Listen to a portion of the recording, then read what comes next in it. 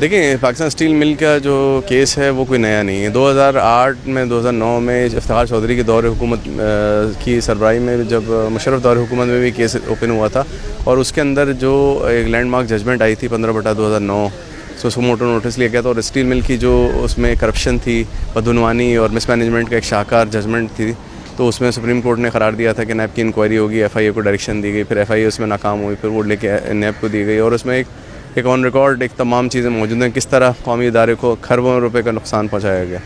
اس کے بعد ہوا یہ کہ پھر 2000 سپریم کورٹ کے ایکشن کے بعد, ان افتخار چودھری صاحب کے جانے کے بعد 2014 میں پھر انہوں نے جو پروفٹ میکنگ ادارے کو لاس میں کرنے کی کوشش کی, اور اس میں جو کچھ جو تھے کمپنی کے اندر کے لوگ تھے, کچھ منسٹریز کے لوگ ملوث ہیں اس کے اندر بادی نظر میں, اور ministry of industries and production کے جو قومی مفاد کے خلاف کام کر رہے ہیں, جس کی انکوائری کی ضرورت ہے. پھر ہوا یہ کہ 2020 نومبر کے اندر ایک کیس جو اسٹیل مل کی انتظامیہ ہے وہ خاموشی سے کراچی کے ایک لیبر کورٹ میں فائل کرتی ہے.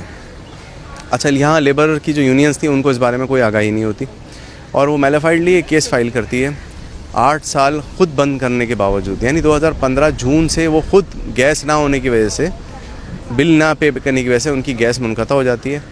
اب آپ دیکھ رہے ہیں گیس نہ ہونے کی وجہ سے, سوئی گیس کا بل نہیں پے کرنے کی وجہ سے گیس منقطع ہوتی ہے. اس کے بعد 2015 سے لے کر 2020 تک, یعنی 5 سال تک وہ گیس کا نہ بل ادا کرتے ہیں, نہ کمپنی کے پروڈکشن بحال کرتے ہیں. جو لوگ موجود تھے جو انتظامیہ کے وہ بڑی بڑی تنخواہیں لے رہے تھے, ان کی میلیفائڈلی انہوں نے اس کو کلوز ڈاؤن شو کیا, اور 2020 کے اندر بدنیتی کی بنیاد پہ ایک اپلیکیشن فائل کر دی کہ جی ہمیں کلوجر کی اپروول دی جائے. جب یہ میٹر چلتا ہے 1 سال چلتا ہے, 1 سال چلنے کے بعد یہاں امپلائیز کے بہت ساری یونینز کو پارٹی نہیں بنایا جاتا. بدنیتی کی بنیاد یہ تھی کہ ایک یونین جو یونین کے جس کا سی بی اے کا ٹینورشپ میں ایکسپائر ہو چکا ہے اس کو لیبر قوانین کے خلاف پارٹی بنایا جاتا ہے. باقی جو 6 یونینز تھی, یا جو کیونکہ یونینز ٹریڈ یونین کا تو ٹینور ختم ہو چکا تھا, یہ خود ان کے اپنے لیٹرز کہتے ہیں اسٹیل مل کے, اور ایک یونین کو باقی 6 یونینز کو اس میں پارٹی نہیں بنایا جاتا. پھر 2021 اکتوبر میں اچانک یونینز کو پتہ چلتا ہے, اسمبلی ممبرز حرکت میں آتے ہیں, سینٹ میں جاتا ہے میٹر, تو پھر جو یونینز کی طرف سے پھر جو سی بی اے تھی United Worker Front of Pakistan Steel, یہ پھر اس میں پارٹی بننے کی درخواست دائر کرتی ہے. یہاں سے ایک ٹرننگ اسٹیج سٹارٹ ہوتا ہے اکتوبر 2022.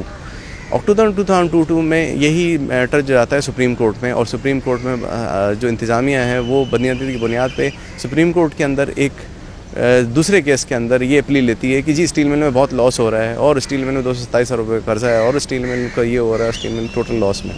وہاں سے وہ سپریم کورٹ کو آگاہ کیے بغیر کنسینمنٹ آف فیکٹس کی بنیاد پہ ایک آرڈر لیتی ہے کہ ریٹرنچمنٹ کو 30 دن 90 دن میں ڈیسائیڈ کر کے اس کا فیصلہ کر دیا جائے. لیکن دیکھیں سپریم کورٹ کو اسسٹ ہی نہیں کیا جا رہا تھا. پھر یہاں کیس آتا ہے, اور یہاں جو پارٹی بننے کی درخواست دیتی ہے یونائٹڈ ورکر فرنٹ, اور اس کے بعد ہم یہ کیس پلیٹ کرتے ہیں لیبر کورٹ 5 نمبر میں. یہاں سے سٹوری سٹارٹ ہوتی ہے, ہم اس پہ پارٹی بنتے ہیں. انتظامیہ کوشش کرتی ہے کہ ہم پارٹی نہ بنیں. کیوں؟ ان کو معلوم ہے کہ ہم شواہد جو ہے ریکارڈ پہ لائیں گے. جب ہم شواہد ریکارڈ پہ لاتے ہیں تو ہم تمام چیزیں جو 4,500 پیج کی فائل بن چکی ہے, اس میں آپ یہ دیکھیے کہ ہمارے 1425 پیج کے صرف ہمارے ایویڈنسز ہیں جو ہم نے فائل کیے ہیں, جو شاہکار ہیں, جس میں آئی جی پی آر کی رپورٹس ہیں. 3400 کھرب 22 کھرب روپے سے لے کر 3400 کھرب روپے کے ٹوٹل ایسٹس ہیں. اور وہ آرگنائزیشن جو پاکستان کی جو لارجسٹ آرگنائزیشن ہے, جس کا کوئی کمپٹیٹر نہیں ہے, اس کو کلوجر شو کیا جاتا ہے. اس کی ایسٹس بیلنس شیٹس کے اندر کم شو کیا جاتے ہیں. اس میں آڈیٹر 4 آڈیٹر جو ہیں وہ کراس کے دوران کورٹ سے بھاگ جاتے ہیں. کیوں؟ ان کی آڈیٹ رپورٹس کیونکہ فیک تھیں, ان کو معلوم تھا وہ بلیک لسٹ ہو جاتے ہیں. ہم نے اے جی پی آر کی رپورٹس دیں. پھر ایک آڈیٹر جو ہے اس کو ہم نے بتایا کہ آپ کو 3 سال کی سزا ہو سکتی ہے, اور ہائی کورٹ اس پہ ریکگنائز لے گا, آپ کا لائسنس سیل ہوگا. باقی آڈیٹرس کورٹ سے بھاگ جاتے ہیں. کیوں ہوتا ہے یہ کہ آئی جی پی آر کی رپورٹ اور پرائیویٹ آڈیٹ رپورٹس میں فرق ہوتا ہے؟ کیوں ایسٹ انوینٹری میں ویریشنز آتا ہے؟ کیوں 22 سے 34 کھرب روپے کے اثاثوں کو 227 روپے کا ڈیفیسٹ شو کیا جاتا ہے؟ کیوں؟ اسی دوران ہوتا یہ ہے کہ جب یہ کیس چلنے لگتا ہے تو 2020 جون کے اندر 2021 جون کے اندر خاموشی سے انتظامیہ یہاں تو یہ ڈکلیئر کرتی ہے کہ ہمیں لاس ہو گیا ہے, اور 2021 جون کے اندر security and exchange commission of Pakistan میں نئے نام سے اسٹیل کارپ پرائیویٹ لمیٹڈ کے نام سے 1.5 کھرب روپے مالیت کی ایک نئی کمپنی رجسٹر کر لیتی ہے. آپ سمجھ رہے ہیں, 1.5 کھرب روپے مالیت کی کمپنی رجسٹر کرتی ہے, ایک لاس میکنگ یونٹ, اور وہ اس کمپنی کو پرائیویٹائزیشن کی آشرواد میں بادی نظر میں یہ تمام ایسٹ اس کو ٹرانسفر کر دیتی ہے. اپنی تمام 19,013 ایکڑ لینڈ بولتی ہے اس کو ٹرانسفر کر دیتی ہے, اور یہاں $800 ملین کا سے پلانٹ شو کیا جاتا ہے. 1200 एकड़ की ज़मीन शो की जाती है स्टील मिल की। यानी अगर कोई कंपनी दिवालिया होती है तो उसके टोटल एसेट्स को असेस किया जाता है, टोटल वैल्यूएशन निकाली जाती है, फिर हाई कोर्ट उसका वाइंडिंग अप ऑर्डर करता है, नाज़िर अपॉइंट होता है, लिक्विडेशन की तमाम पैरामीटर्स डिफाइन करते हैं, उसकी टोटल कॉस्ट निकाल के वाजिबात हर चीज़ होती है। यहाँ क्योंकि लिक्विडेशन थी ही नहीं, यहाँ कंपनी का लॉस था ही नहीं, यहाँ तो एक आपने दुकान खुद बंद करके अंदर बैठे हुए हैं और आप बाहर आपने बोर्ड लगाया हुआ है कि जो है मैं लॉस में जा रहा हूँ। देखिए स्टील मिल सिर्फ स्टील मिल नहीं है, स्टील मिल एक स्टेट है। स्टील मिल के अंदर कई सौ कंपनीज़ के यूनिट्स मौजूद हैं, डाउन स्ट्रीम इंडस्ट्रियल यूनिट्स हैं, स्कूल्स हैं, कॉलेजेस हैं, हॉस्पिटल्स हैं, ग्राउंड्स हैं। स्टील मिल के कई एसेट हैं, 2200 से 34 खरब रुपए एसेट्स हैं, 19,013 एकड़ लैंड है, 4,500 स्टील मिल के हाउसेज़ हैं।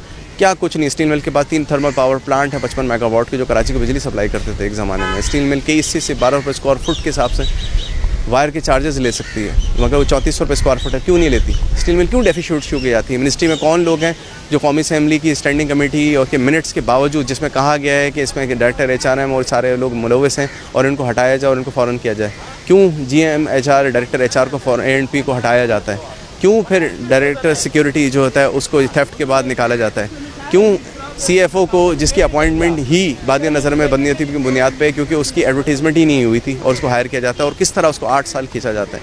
फिर किस तरह उसी CFO को हमारे केस खुलने के बाद कराची का FIA कॉर्पोरेट क्राइम सर्कल 286 अरब रुपए का इंक्वायरी नोटिस इशू करता है? ये बहुत से सवालात हैं। स्टील मिल को खुद एक पाकिस्तान के कौमी इदारे को, जो पाकिस्तान के 1968 में एसिड बना था, ये पाकिस्तान का फॉरेन एक्सचेंज रिजर्व्स को डिप्लीट होने से बचाने के लिए किया गया था और स्टील की ज़रूरियात पूरा करने के लिए बनाया गया था। स्टील जो है मदर ऑफ़ ऑल इंडस्ट्रीज़ है।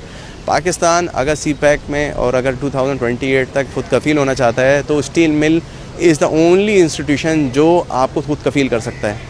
इसके अंदर जो कुछ ऑफिशियल्स हैं, टॉप मोस्ट ऑफिशियल्स हैं मुलव्वस हैं बादिया नज़र में, और कुछ मिनिस्ट्रीज़ के ऑफिशियल ब्लैक शीट्स मौजूद हैं जो इसको बंद करके अरबों रुपए का मैलाफाइडली कौम को नुकसान पहुंचा रहे हैं। हमने 12 कोर्ट के सामने तमाम एविडेंस रख दी हैं। ये 2200 से 34 खरब रुपए का मैटर्स है।